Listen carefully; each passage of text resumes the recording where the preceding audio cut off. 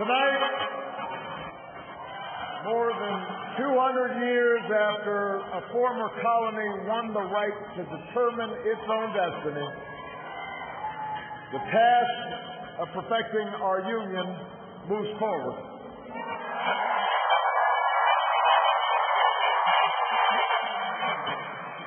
It moves forward because of you. It moves forward because you reaffirmed the spirit that has triumphed over war and depression, the spirit that has lifted this country from the depths of despair to the great heights of hope, the belief that while each of us will pursue our own individual dreams, we are an American family and we rise or fall together as one nation and as one people.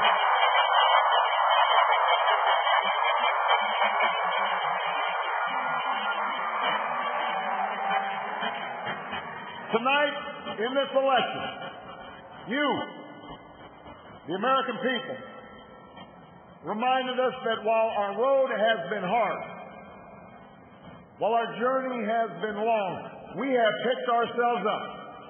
We have fought our way back. And we know in our hearts that for the United States of America, the best is yet to come.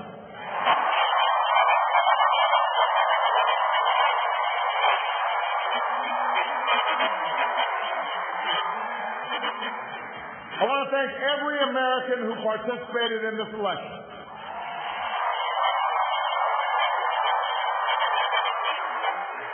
Whether you voted for the very first time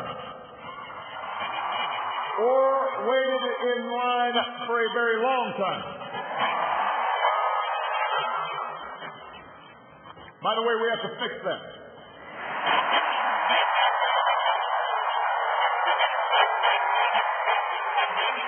Whether you pounded the pavement or picked up the phone.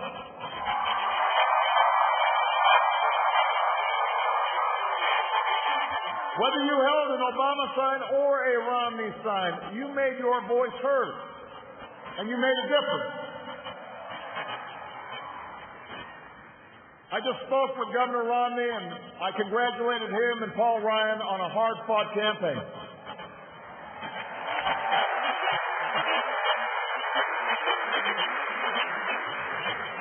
We may have battled fiercely, but it's only because we love this country deeply. And we care so strongly about its future.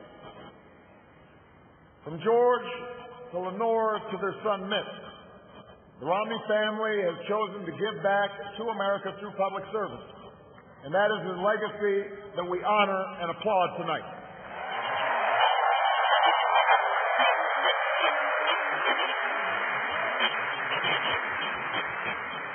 In the weeks ahead, I also look forward to sitting down with Governor Romney to talk about where we can work together to move this country forward.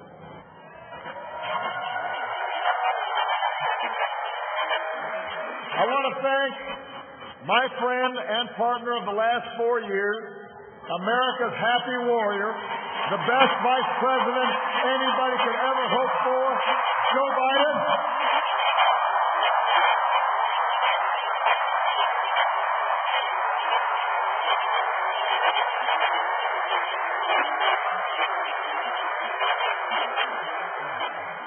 And I wouldn't be the man I am today without the woman who agreed to marry me 20 years ago.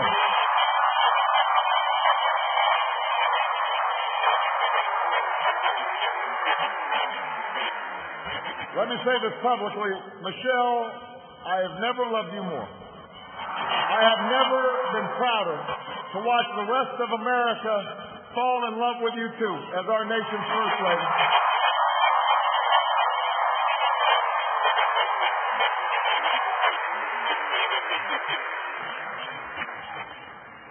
Sasha and Malia, before our very eyes, you're growing up to become two strong, smart, beautiful young women, just like your mom.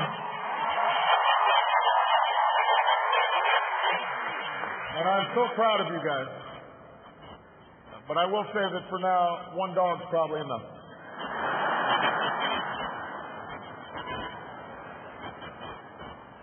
to the best campaign team and volunteers in the history of politics.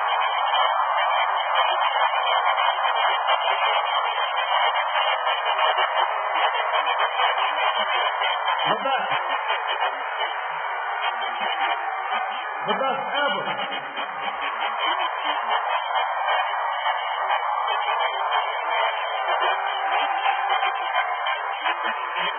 Some of you were new this time around, and some of you have been at my side since the very beginning. But all of you are family.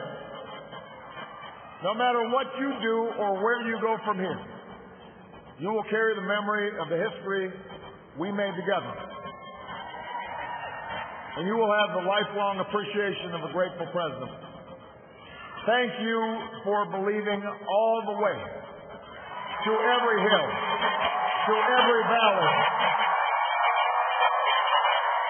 You lifted me up the whole way, and I will always be grateful for everything that you've done and all the incredible work that you put in.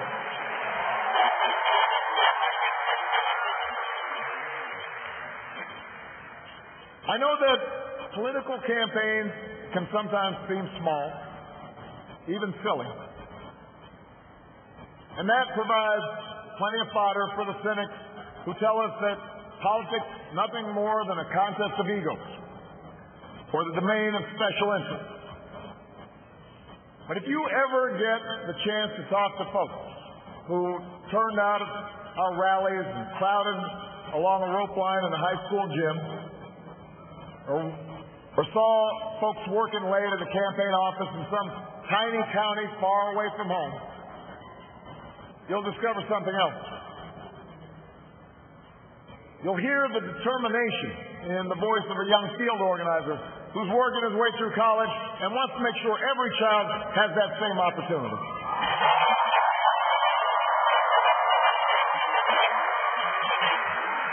You'll hear the pride in the voice of a volunteer who's going door to door because her brother was finally hired when the local auto plant added another shift.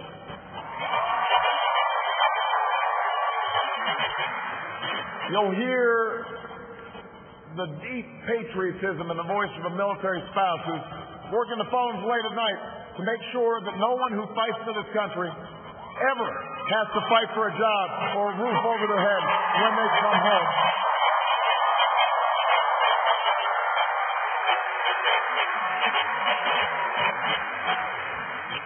That's why we do this.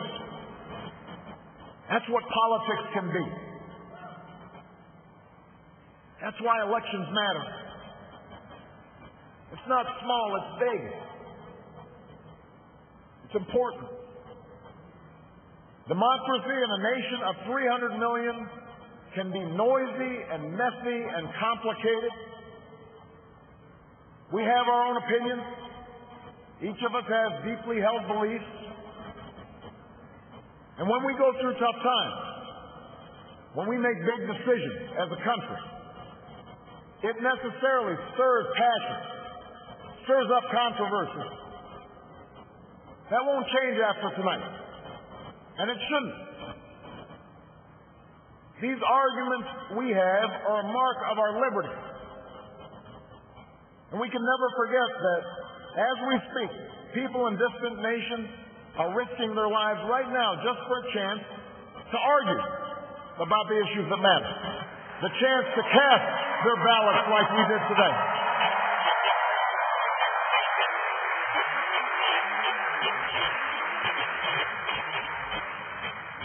But despite all our differences, most of us share certain hopes for America's future.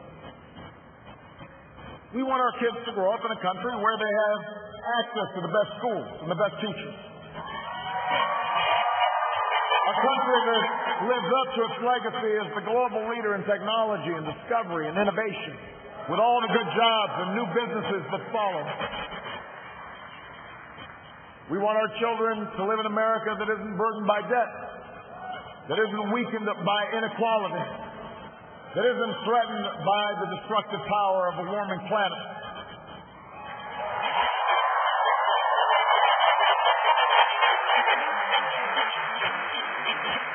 We want to pass on a country that's safe and respected and admired around the world. A nation that is defended by the strongest military on earth and the best troops this world has ever known.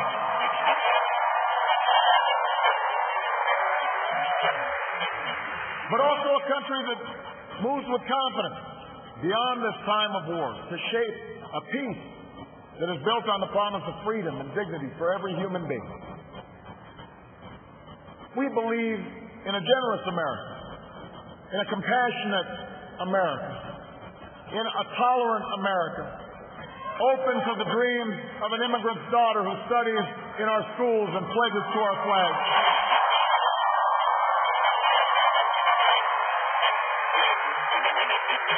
To the young boy on the south side of Chicago who sees a life beyond the nearest street corner.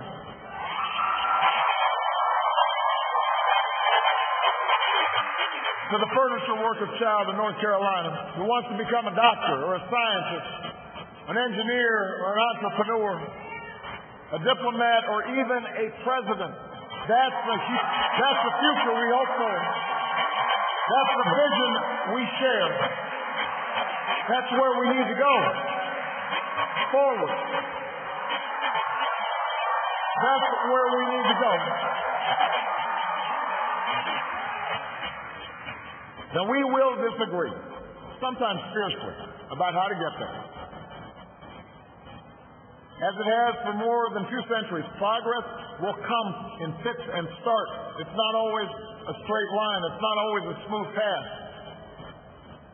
By itself, the recognition that we have common hopes and dreams won't end all the gridlock or solve all our problems or substitute for the painstaking work of building consensus and making the difficult compromises needed to move this country forward. But that common bond is where we must begin. Our economy is recovering. A decade of war is ending. A long campaign is now over.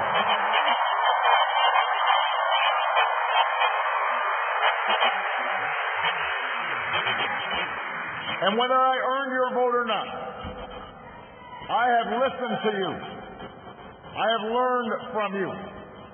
And you've made me a better president. And with your stories and your struggles, I return to the White House more determined and more inspired than ever about the work there is to do and the future that lies ahead.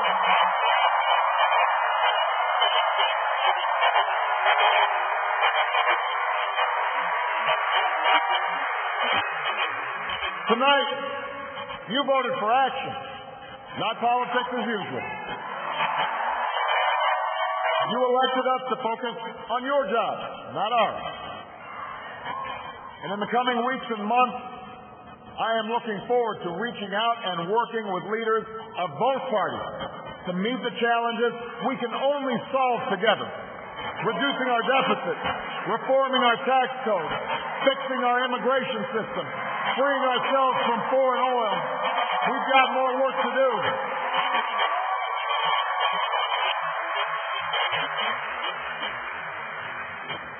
But that doesn't mean your work is done. The role of citizen in our democracy does not end with your vote. America's never been about what can be done for us. It's about what can be done by us together through the hard and frustrating but necessary work of self-government. That's the principle we were founded on. This country has more wealth than any nation. But that's not what makes us rich. We have the most powerful military in history, but that's not what makes us strong. Our universities, our culture, are all the envy of the world, but that's not what keeps the world coming to our shores. What makes America exceptional are the bonds that hold together the most diverse nation on earth. The belief that our destiny is shared, that this country only works when we accept certain obligations to one another and the future generations, so that the freedom which so many Americans have fought for and died for comes with responsibilities as well as rights, and among those are love and charity and duty and patriotism. That's what makes America great.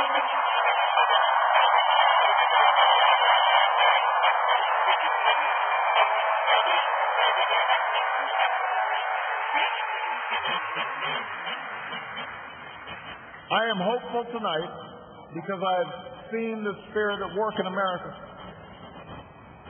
I've seen it in the family business whose owners would rather cut their own pays and lay off their neighbors. And in the workers who would rather cut back their hours than see a friend lose a job. I've seen it in the soldiers who re-enlist after losing a limb. And in those SEALs who charged up the stairs into darkness and danger because they knew there was a buddy behind them watching their back.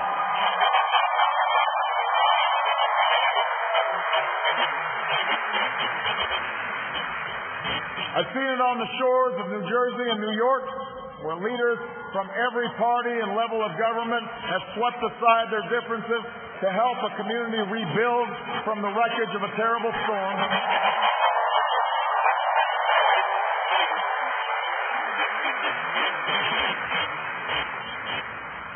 And I saw it just the other day in Mentor, Ohio, where a father told the story of his 8-year-old daughter whose long battle with leukemia nearly cost their family everything. Had it not been for health care reform passing just a few months before the insurance company was about to stop paying for her care.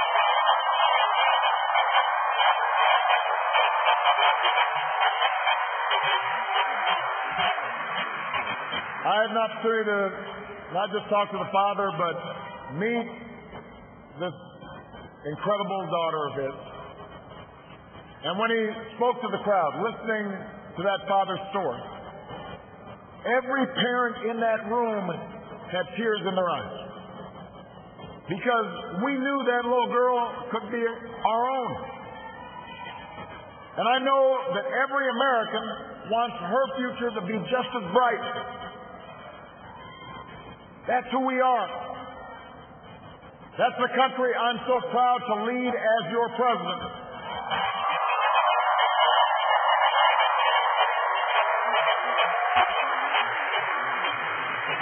And tonight, despite all the hardship we've been through, despite all the frustrations of Washington, I've never been more hopeful about our future. I have never been more hopeful about America. And I ask you to sustain that hope. I'm not talking about blind optimism, the kind of hope that just ignores the enormity of the tasks ahead or the roadblocks that stand in our path. I'm not talking about the wishful idealism that allows us to just sit on the sidelines or shirk from a fight. I have always believed that hope is that stubborn thing inside us that insists, despite all the evidence to the contrary, that something better awaits us, so long as we have the courage to keep reaching, to keep working, to keep fighting.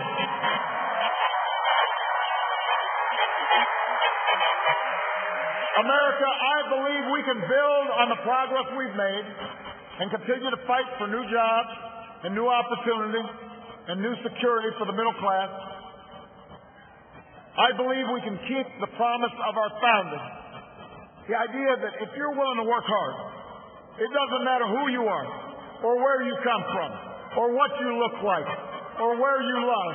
It doesn't matter whether you're black or white, or Hispanic, or Asian, or Native American, or young or old, or rich or poor, able, disabled, gay or straight. You can make it here in America if you're willing to try.